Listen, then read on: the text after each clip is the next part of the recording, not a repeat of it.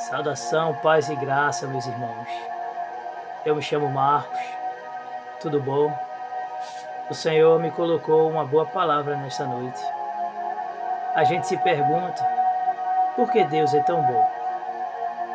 Por que Deus é tão misericordioso? Por que a onisciência de Deus é tão boa na nossa vida? Tantos livramentos, meus irmãos, que Deus nos dá. E infelizmente nós concluímos, nós escolhemos certas coisas erradas, é porque nós temos o livre-arbítrio, certo? E hoje o Senhor me colocou uma palavra para falar com vocês. Isso fica lá em 1 Samuel, capítulo 15. Samuel fala para Saul matar os amalequitas.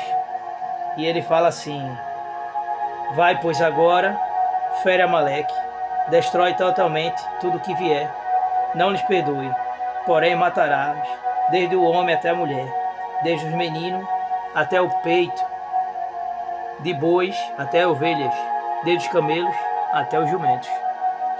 Nossa, que Deus cruel, né, igreja?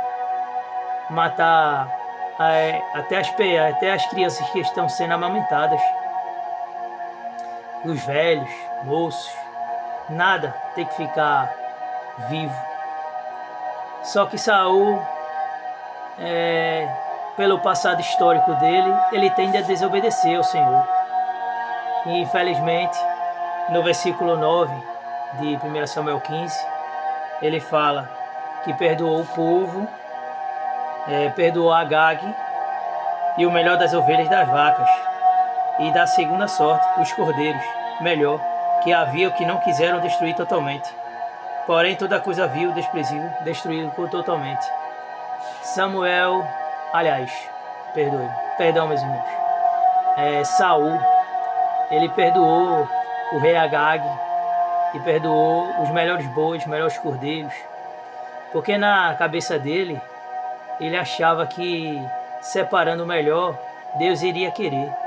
Mas Deus deu uma ordem para ele, que era destruir tudo, independente do que se for bom ou ruim. Só que no versículo 22, meus irmãos, Samuel disse: tem porventura o Senhor tanto prazer em holocausto, sacrifícios, que se obedeça a palavra do Senhor? Eis que obedecer é melhor do que o sacrificar, e o atender é melhor do que a gordura de carneiros. Só que Saul, infelizmente, ele não quis obedecer ao Senhor, achando que Deus iria apoiar essas coisas que ele estava fazendo. Só que no versículo 32, vimos que Samuel mata Agag, mata tudo. Puxou a faca dele e passou em Agag. Meus irmãos, para você ver que as nossas ações têm certas consequências, certo? Mas Deus, por que Deus quis matar esse povo? Por que Deus? Deus não foi bom para o povo de Nínive? Deus não mandou o profeta para lá pregar para o povo? Por que ele não fez isso com os amalequitas? Meus irmãos, Deus é onisciente. Deus sabe o que é melhor para a nossa vida. É por isso que o homem ele tem que estar 100% na presença de Deus, ouvindo a voz de Deus todos os dias. Veja só como é sério isso. O livro de Esther, conhecemos um personagem chamado Amã. Amã, o Agagita. O Agagita, meus irmãos, vem do pronome Agag, que é justamente o rei que Saul poupou. Meus irmãos, sobrou alguma descendência do rei Agag, e porventura era braço direito do rei. Veja só, Agag, tá vendo?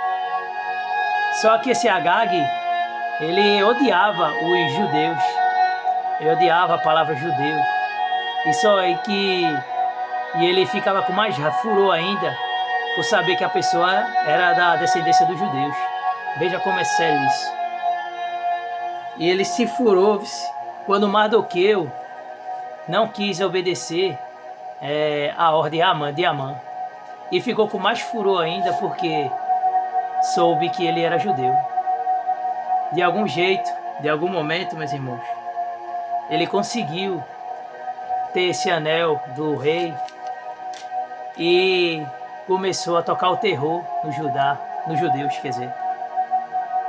Ele enviou várias cartas, porque vocês sabem que o anel do rei, ele servia como selo, justamente para decretar. Tendo esse anel, é como se o rei estivesse apoiando a ordem que alguém possuísse esse anel. Infelizmente, estava com Amã. E veja só, no versículo 13 de Esther 3. E as cartas enviaram pela mão dos correios todas as promessas do rei, que destruíssem, matassem e lançassem a perder todos os judeus, desde moço ao velho, crianças e mulheres. E um mesmo dia, no dia 13 do sétimo mês, que é o mês de Adar, que saqueasse seu despojo. Quer dizer o quê? No mês de dezembro, no calendário lunar dos judeus, que é o Adar, eles estavam destinados a morrer. E eles não tinham como se defender, porque foi uma ordem do rei. E o que Deus fez? Levantou Ruth pelos bastidores, veja só que coisa maravilhosa. Levantou Ruth, que porventura era conhecida de Mardoqueu. Veja só. Só que Mardoqueu falou assim, no versículo 4 de Esther, no versículo 14. Capítulo 4, versículo 14.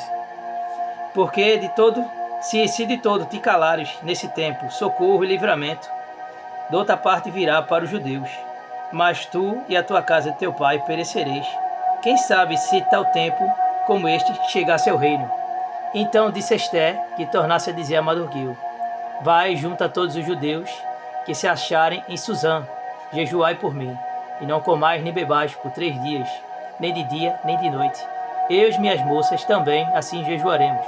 Assim irei ter com o rei, ainda que não é segundo a lei, e, perecendo, pereço. Então Mardoqueu foi, conforme tudo quanto Esther lhe ordenou. Veja só. Mardoqueu sabia que havia livramento de Deus em algum momento, mas ele tinha receio justamente de Esther e da casa dela, porque provavelmente ela poderia morrer se alguém soubesse. E o que essa mulher fez, essa mulher de Deus, foi o que? Pedir direcionamento a Deus. Aleluia.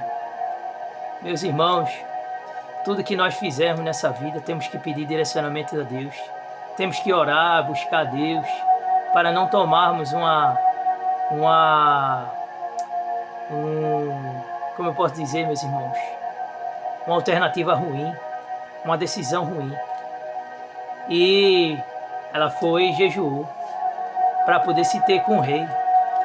Veja aqui, mulher de Deus. No capítulo 7, ela foi se encontrar com o rei. Então, veja só o versículo 3. Então respondeu Rainha Esther e disse: se o rei, ó rei, achei graça aos teus olhos, se bem parecer ao rei, dê-me minha vida como a minha petição ao meu povo, ao meu requerimento, porque estamos vendidos e o meu povo, para nos destruírem, matarem e lançarem a perder. Se ainda por servos, por servas nos vendesse, calar-me-ia, e ainda que o opressor não me recompensaria a perda do rei. E eu disse, então o rei Assuero disse à rainha Esther: quem é esse? Onde está cujo coração instigou a fazer assim? E disse Esther: o homem opressor inimigo é Estemal, Ramã. Então Ramã se perturbou perante o rei e a rainha. E o rei, no seu furor, se levantou do banquete do vinho para o jardim do palácio. E Ramã se pôs em pé para rogar a rainha Esther pela sua vida, porque viu que já mal lhe era determinado pelo rei. Ela foi pedir, meus irmãos, direcionamento a Deus, tudo o que fez, tudo que ia fazer, meus irmãos. Veja só que coisa maravilhosa, mulher de Deus. Meu irmão, meus irmãos, se ajoelha, fala com Deus, busca a presença dele, meus irmãos. E Deus vai te dar sabedoria para tudo que tu fizer na tua vida. Ela pediu o direcionamento a Deus e veio, o socorro veio. Deus deu sabedoria a essa mulher. Veja só que coisa maravilhosa. Aleluia. Meus irmãos, Deus é um Pai maravilhoso. Deus, Ele liberta, Ele sara, Ele cura e direciona a gente para o nosso destino, para a nossa vida. Não sei quem for ouvir essa pregação, essa palavra, mas Deus está contigo, meu irmão, minha irmã. Fica na presença de Deus, espere em Deus, tem direcionamento a Ele que Ele vai te dar. Ele vai te dar sabedoria para fazer aquilo que é bom aos olhos dEle. Não sacrifica, se apresenta a Ele, porque Ele se agrada muito mais do que sacrifício, do que a oração, jejum, mas é um coração voltado para Ele. Amém, meus irmãos? Fica na paz e na graça do Senhor Jesus Cristo. Boa noite, meus irmãos. Amém.